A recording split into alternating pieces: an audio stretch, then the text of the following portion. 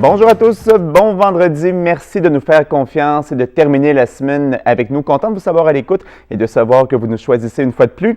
À l'émission aujourd'hui, on démystifie le vieillissement. Tout ce que vous pensez savoir sur le sujet, oubliez ça. On répond aux vraies questions en compagnie du docteur et auteur Éric Simard, qui publiait à la fin de l'été un tout nouveau livre, Vivre jeune plus longtemps, allonger votre vie de 20 ans. D'ailleurs, saviez-vous que l'activité physique est le vaccin naturel de prédilection contre le vieillissement? Saviez-vous qu'une femme bien entourée a 4 fois plus de chances de survivre à un cancer du sein? Bien, c'est le genre de théorie qu'on va démystifier avec Éric Simard. Éric, bon après-midi. Merci de t'arrêter sur notre plateau. C'est un plaisir. Alors, Éric, on va d'abord apprendre un petit peu qui tu es, parce que pour les gens de la région ici, tu es inconnu. Désolé de te le dire. Tu es docteur en biologie. Tu es également auteur, conférencier et tu es à la tête d'une entreprise importante qui travaille beaucoup en recherche pour contrer le vieillissement naturel de la population, Idon Technologies. Mais parlons un petit peu de ton background, premièrement. Oui, bien moi, je suis originaire du Lac-Saint-Jean, d'où mon accent. Vous allez pouvoir bien entendre aujourd'hui. Le constater au fil de l'émission. C'est ça, tout à fait. Et j'ai un doctorat en biologie de l'INRS Institut Armand-Frappier à Laval, qui incluait du génie génétique, de la microbiologie, de la structure-fonction des protéines. Je suis aussi président du conseil, du comité consultatif du CRSNG Québec, donc le conseil de recherche en sciences naturelles et en génie du Canada. Je suis administrateur de 2 sociétés aussi à but non lucratif dans le domaine de l'innovation. Et oui, je suis président de l'entreprise Idon Technologies. Dans le fond, j'ai décidé de dédier ma carrière à la recherche dans le domaine du vieillissement parce que c'est là qu'on devrait faire les plus importantes découvertes en prévention de la santé humaine.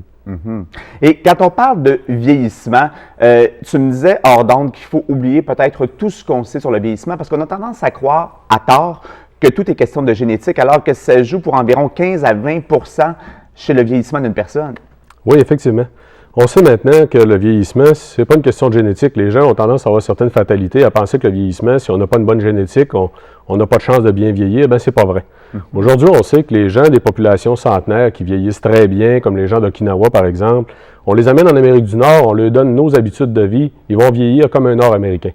En fait, la longévité humaine serait expliquée à 15-20 % de peut-être 25 % là, par la génétique. Mais la bonne nouvelle, c'est que le 75 % qui reste... Oui, c'est ça qui nous intéresse. On est en contrôle, en fait, de ce 75 % là. C'est nos habitudes de vie. C'est la façon dont on va vivre. Donc, c'est principalement, en fait, je vous dirais 5 aspects. Premièrement, les gens qui vivent très longtemps sont habituellement des gens, à l'unanimité, en fait, qui sont fondamentalement positifs. Déjà là, en partant. C'est extrêmement important. C'est des gens qui vont faire de l'activité physique quotidienne dans leur vie de tous les jours. C'est des gens qui vont bien manger, qui vont avoir une bonne gestion du stress et de l'anxiété et qui vont avoir une très bonne vie sociale engagée. C'est très important. Et ces 5 éléments-là qui font en sorte qu'on peut contrer, ralentir le vieillissement, c'est le fruit de recherches que tu as fait au cours des dernières années, puis qui t'a amené à l'écriture du livre dont on parle aujourd'hui, Vivre jeune plus longtemps, allonger votre vie de 20 ans. Qu'est-ce qui t'a incité à donner vie à ce projet-là? Parce qu'écrire un livre comme celui-là, c'est beaucoup de travail quand même, là. Oui, mais... En plus de tout ce que tu fais. Oui, mais c'est qu'en fait... j'ai fondé l'entreprise Idon Technologies, qui est une entreprise de biotechnologie active en recherche ici au Québec avec 5 universités québécoises. On fait de la recherche pour ralentir le vieillissement primaire parce qu'on sait depuis environ 2010 que ça va être possible de ralentir le vieillissement primaire chez l'humain. Donc, on a fait des découvertes qu'on a... Je ne veux pas t'interrompre, Éric, mais quand tu parles de vieillissement primaire, tu fais référence à quoi? Le vieillissement que tout le monde connaît, c'est-à-dire qu'on gagne une journée d'âge de plus chaque jour? Est-ce que c'est ça le vieillissement primaire pour vulgariser le tout? Oui, si on voulait différencier le vieillissement primaire du vieillissement secondaire, c'est qu'on a un vieillissement de base qui est dû à notre biologie, à la façon dont chaque organisme vieillit. Entre autres, les organismes qui se développent très rapidement vont vieillir très rapidement. Une souris se développe très rapidement, va avoir juste 3 ans d'espérance de vie. Une baleine se développe très lentement. Certaines baleines qui vont vivre 200 ans. Ah oui. On sait qu'il y a certains organismes vivants qui vont vivre jusqu'à 500 ans. Il y a certains bivalves aquatiques. Puis là, on a trouvé dernièrement, en fait, des requins de l'Antarctique qui vivraient entre 400 et 500 ans. Le requin de l'Antarctique en question, ça lui prendrait quelque chose comme 75 ans avant d'atteindre la maturité sexuelle. Oui. C'est quand même pressé. Quand on y pense, il ne faut pas être pressé. Mais ceci dit, en fait, on sait qu'il y a un lien entre la vitesse de développement et la vitesse du vieillissement primaire. Mais le vieillissement primaire peut être ralenti, ce qui peut justement protéger les gens de développer les maladies associées au vieillissement. Ça va réduire l'incidence des maladies.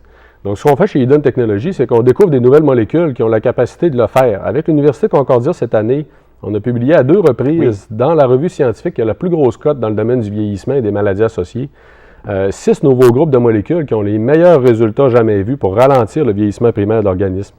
Donc, c'est éventuellement des molécules qui peuvent être utilisées pour réduire l'incidence des maladies associées au vieillissement.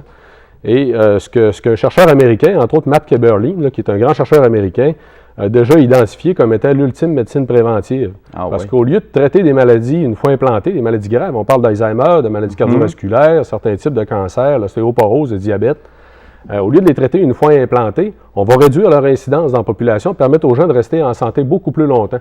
Génial. Écoute, Éric, on va faire une courte pause. Au retour, on va parler de ton livre, évidemment, de ce qu'on y retrouve, parce que c'est un livre pratique qui nous donne des pistes de solutions pour intégrer facilement au quotidien une toute nouvelle façon de faire pour vivre plus longtemps, que ce soit en matière d'activité physique, en matière d'alimentation aussi. Il y a plusieurs mythes qu'on va démystifier ensemble. Alors, restez avec nous pour en apprendre davantage. Mais d'abord, on procède au tirage du jour, juste avant de quitter pour 2 minutes. Et aujourd'hui, c'est l'album La Volée de Castor de Migration qu'on vous offre, 88 867 13 41 pour tenter votre chance de remporter ce prix. L'indice à fournir, eh bien, c'est en lien avec notre sujet d'aujourd'hui, c'est le mot jeune et c'est l'appel numéro 8 qui sera l'appel gagnant. Sur ce, restez avec nous pour en apprendre davantage sur le vieillissement et comment entrer dans la fontaine de jouvence vous aussi.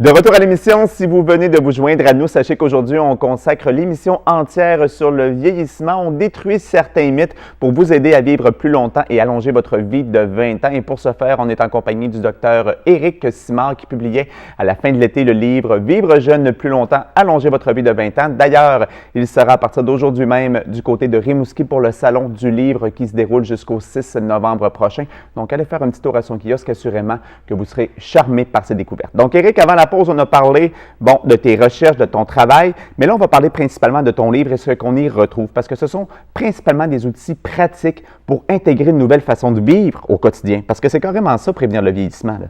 Oui, tout à fait. Il faut penser mode de vie, il faut penser façon de vivre, il faut penser à beaucoup de facettes de la vie.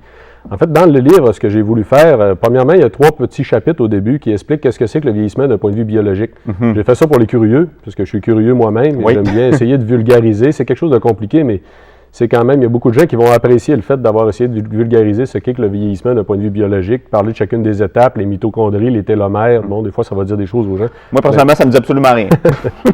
Donc, tu pourras le lire, justement, ça devrait t'intéresser. Je m'en garde une copie. Et par la suite, je vais expliquer, en fait, les principales facettes du vieillissement humain, ce qu'on connaît, le vieillissement des populations, ce qu'on a appris des populations centenaires. Pourquoi ces gens-là vivent aussi longtemps? En fait, est-ce qu'il y a quelque chose de magique dans leur façon de vivre? Oui, qu'est-ce qui fait en sorte que ces populations-là parviennent à atteindre l'âge très respectable de 90, 100 ans? Tu sais, il y a sûrement un facteur ou plusieurs facteurs. On parle même de 105 et 110 ans maintenant, les gens qu'on va catégoriser comme étant des super centenaires, en fait. Je te dirais que c'est relativement simple. Que quand on regarde ce qu'ils font, c'est premièrement des gens qui ont une vie sociale très engagée, ce qui est vraiment très important. Vie sociale engagée, c'est quoi? Est-ce que c'est faire du bénévolat? Est-ce que c'est aider son voisin à entrer son épicerie? C'est quoi une vie sociale engagée? En fait, ça, c'est un bon début. Mais moi, je résumerais, premièrement, les 2 principales facettes, c'est d'être prêt à être aidé si on en a besoin et d'être prêt à aider quelqu'un d'autre si lui en a besoin. Okay. Donc, d'avoir des vrais amis, c'est des amis qui vont nous appeler à l'aide s'ils ont besoin de nous. C'est des amis qu'on n'hésitera pas à demander de l'aide, nous aussi. Je vous dirais qu'aujourd'hui, ça existe très peu. On ne parle pas d'amis Facebook ici. Non, c'est ça. On parle de vrais amis, là. Oui. Ça fait en sorte, en fait, que ces populations-là, ces vrais amis-là, vont souvent être des membres de la famille ou des amis d'enfance, parce que c'est souvent avec eux qu'on va avoir des discussions profondes, qu'on va lui dire les vraies choses. Des liens véritables aussi, là, pas seulement des connaissances à qui l'on dit « salut, ça va », puis finalement, on se fout un petit peu de la réponse de la personne. Tu sais. Oui, c'est ça. C'est principalement ça aujourd'hui. Donc, c'est des gens qui vont avoir une vie sociale engagée, qui vont avoir une vraie vie sociale, beaucoup de vie familiale. C'est des gens qui vont très bien manger, qui vont avoir une saine alimentation, manger beaucoup de fruits et légumes. Oui, ça, je veux qu'on en parle. Parce que là, l'alimentation, c'est sur toutes les lèvres. Il y a plusieurs choses qui sont sorties récemment dans les médias. Bon, il y a 20 ans, c'était important de consommer des produits laitiers chaque jour. Aujourd'hui, c'est à éviter parce que c'est bourré d'OGM, ça peut donner des maladies.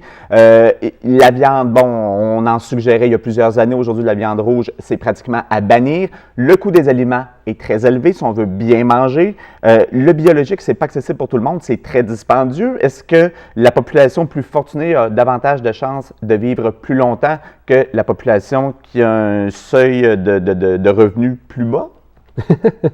En fait, C'est direct comme question. Un de mes objectifs dans le livre, c'est de faire exactement le contraire de ce que tu viens de faire.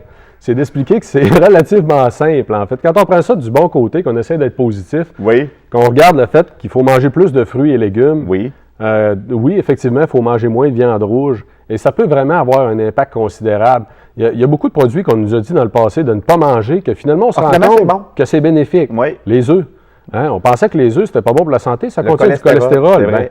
Écoutez, il faut comprendre que 20 du cholestérol, de notre cholestérol sanguin qui va venir du cholestérol qu'on mange, 80 va venir du cholestérol qu'on produit, en fait, au niveau du foie. Okay. Donc, dans le fond, l'impact au niveau du cholestérol, c'est pas le cholestérol alimentaire qui a le plus gros impact. C'est entre autres l'activité physique, puis le reste de notre alimentation, manger beaucoup, en fait, de fibres, de produits de grains entiers. Des all bran le matin, là. Il n'y a rien de meilleur pour avoir des fibres. Oui, mais aussi même les pâtes alimentaires. On nous a dit de ne pas manger de pâtes alimentaires dans le passé. D'éliminer les pays, oui. On se rend compte que ces populations-là, ils en mangent des pâtes alimentaires, mais ils mangent des pâtes alimentaires de grains entiers.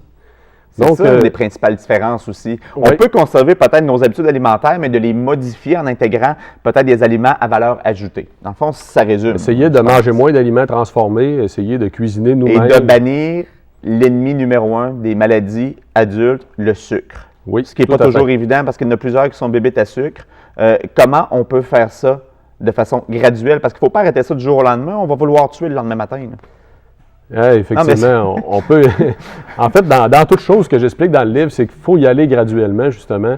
Et je donne des trucs pour que les gens se donnent des priorités. C'est comme ça. La meilleure façon de procéder, c'est ça. On se donne des priorités, on réfléchit à c'est quoi notre situation, où on peut faire les plus gros gains, puis on commence par là. Une bucket list, en quelque sorte.